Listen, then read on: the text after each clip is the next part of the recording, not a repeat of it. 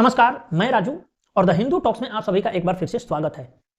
अभी से लगभग 10-15 दिन या 20 दिन पहले अमित शाह जी बंगाल गए हुए थे और इस बंगाल में एक आम सभा को संबोधित करते हुए अमित शाह जी ने, जो कि हमारे देश के गृह मंत्री हैं, आप सब जानते ही हैं, उन्होंने सिटीजनशिप अमेंडमेंट एक्ट के लिए कुछ इस तरीके के शब्दों का प्रयोग किया। शरणार्थी भाइयों को गुमराह कर रही कि सीए होगा नहीं होगा, कानून बनाकर रुक गए। आज मैं आप सबके सामने कहकर जाता हूं, सीए इस देश का कानून है, इसको कोई रोक नहीं सकता, सबको नागरिकता मिलने वाली है। ये हमारी पार्टी का कमिटमेंट है। जो भाई प्रताड़ित होकर यहां आए हैं, उनको धर्म परिवर्तन की धमकी देकर भगाया गया है, उनके सम्मान की, उनके मान की, इनकी संपत्ति की, उनके अच्छे जीवन की रक्षा करना हर हिंदुस्तानी का फर्ज है और ये होकर रहेगा। दीदी, आप चिंता मत करें। अमित शाह जी के शब्दों में आप स्पष्ट रूप से देख सकते हैं कि वो कह रहे हैं कि सिटीजनशिप अमेंडमेंट एक्ट इस देश का कानून बन चुका है और वो लागू होकर रहेगा। इसका मतलब है कि सिटीजनशिप अमेंडमेंट एक्ट आज तक लागू नहीं है, उसके रूल्स नोटिफाई नहीं हुए हैं और पिछले 4 सालों से इसको लटकाया झटकाया जा रहा है और 8 बार बीजेपी की जो केंद्र में बैठी हुई सरकार है, उन्होंने इसके रूल्स को नोटिफाई करने के लिए एक्सटेंशन ले चुकी है। पहले कोरोना के बहाने से एक्सटेंशन लिया, फिर और कई सारे बहाने दे करके एक्सटेंशन ली, लेकिन अब ऐसा लग रहा है कि उस एक्सटेंशन का टाइम भी अब एक्सपायर होने वाला है, क्योंकि अमित शाह जी के उस बयान के बाद परसों अचानक से मीडिया में इस तरीके की बातें चलने लगी कि संभव है कि आने वाले लोकसभा इलेक्शन से पहले भारतीय जनता पार्टी की जो केंद्र में बैठी सरकार है, वो सिटीजनशिप अमेंडमेंट एक्ट के रूल्स को नोटिफाई कर दे। और यह खबर कहां से चली? तमाम सारे मीडिया चैनलों ने चलाया कि गुप्त सूत्रों की मदद से, मतलब सूत्रों की मदद से इस खबर को चलाया गया। यह संभव है कि आगे आने वाले समय में, लोकसभा के समय में, इलेक्शन से पहले उसको नोटिफाई किया जाए। इसको लेकर के हमारे जैसे तमाम ऐसे लोग थे जिन्होंने कई बार इस गवर्नमेंट को क्रिटिसाइज किया है कि भाई, आप एक ऐसे कानून जो कि ऑलरेडी 2019 में पास हो चुका है लोकसभा और राज्यसभा से, उसके रूल्स को आप नोटिफाई अभी तक क्यों नहीं कर रहे हैं? इसको लेकर के, इस ढीलेपन को लेकर के, इस देरी को लेकर के, इस लेट लतीफी को लेकर के हमने बीजेपी के सरकार की बहुत सारी आलोचनाएं की है और उसका शायद प्रभाव पड़ता हो ना पड़ता हो इसकी हमें जानकारी नहीं है, क्योंकि हम लोग बहुत छोटे लोग हैं।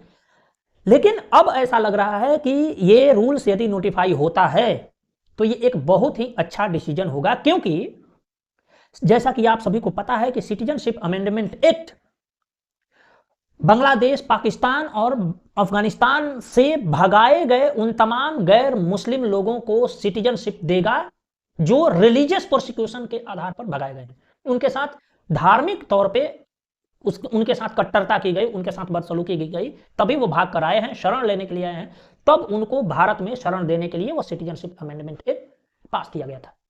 आप सभी को पता है कि उसके बाद किस तरीके से दिल्ली के एक छोटे से मोहल्ले, जामिया नगर का जो एरिया है, उसके एक शाहीन बाग को लेकर के क्या ड्रामा चला। 2-3 महीने तक वहां पर धरना चलता रहा।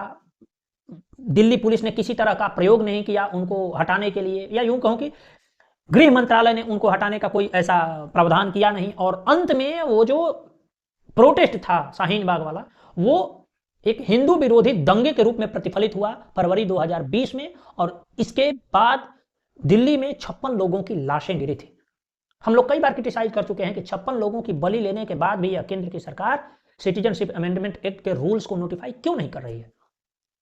अगर ये रूल्स नोटिफाई होता है तो इनमें जो कुछ प्रावधान है वो मैं आपको लब्बो लुबाब बता रहा हूं कि इसमें एक कट ऑफ डेट फिक्स किया गया था कि 31 दिसंबर 2014 से पहले जो लोग बांग्लादेश, अफगानिस्तान और पाकिस्तान से भागकर आए थे, गैर मुस्लिम लोग, उनको भारत की सिटीजनशिप देने की बात कही गई थी।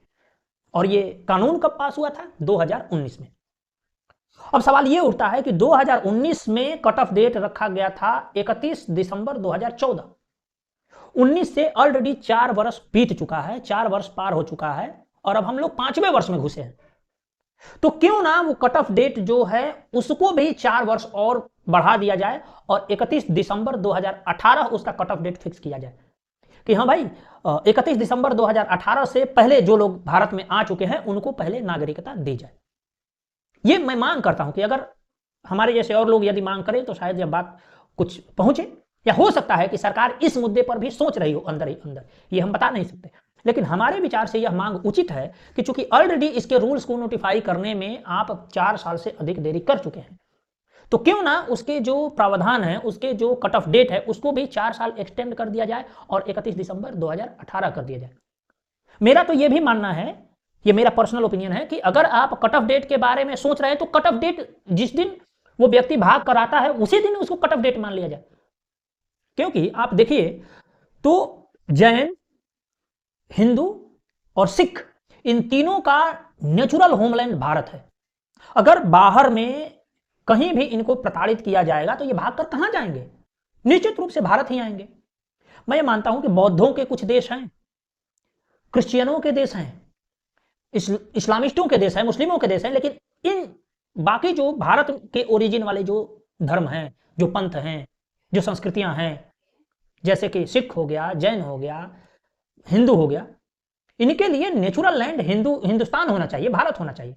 तो मेरा यह मानना है कि यदि वो उन्हें कहीं प्रताड़ना होती है और भाग कर भारत आते हैं तो उसी दिन से उनको भारत का नागरिक माना जाए, उनको इतना इजी कर दिया जाए उनके लिए यहाँ की नागरिकता लेना कि वो आसानी से यहाँ की नागरिकता ले सके।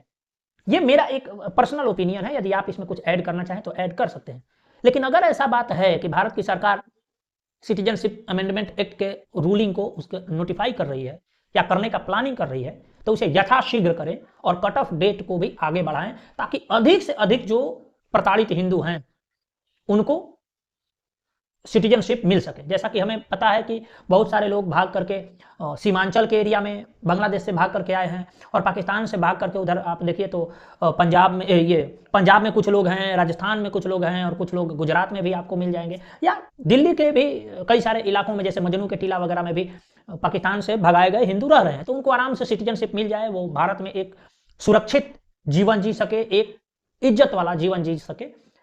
अगर भारत की सरकार सिटीजनशिप अमेंडमेंट एक्ट के रूलिंग को नोटिफाई करती है सच्चे मन के साथ, उसमें किसी तरह का तथाकथित सेकुलरिज्म नहीं घुसाती है, तृप्तिकरण के कुछ मापदंड उसमें नहीं जोड़ती है, साफ सुथरा यदि सिटीजनशिप अमेंडमेंट एक्ट के रूलिंग को नोटिफाई करती है और इससे हिंदू, सिख, बौद्ध, पारसी इत्यादि जो लोग प्रोसिक्यूट होकर के इन 3 देशों से भाग कर आएंगे उनको यदि आराम से सिटीजनशिप मिलती है तो इसका हम स्वागत करेंगे। हालांकि आने वाले समय में क्या होता है ये तो अभी भविष्य के गर्त में है। एक बार फिर से यदि रूलिंग आता है तो उसके बाद हम लोग फिर से चर्चा में बैठेंगे, लेकिन ये एक स्वागत योग्य कदम है अगर सही मंशा के साथ लाया जाता है। तो आपके क्या विचार हैं इस मुद्दे के बारे में? अपना कमेंट हमारे कमेंट बॉक्स में छोड़ के जाइएगा, और यदि यह वीडियो अच्छा लगे तो आप अपने दोस्तों के साथ भी शेयर करें और चैनल को भी सब्सक्राइब करिएगा। आपका बहुत बहुत आभार। नमस्कार।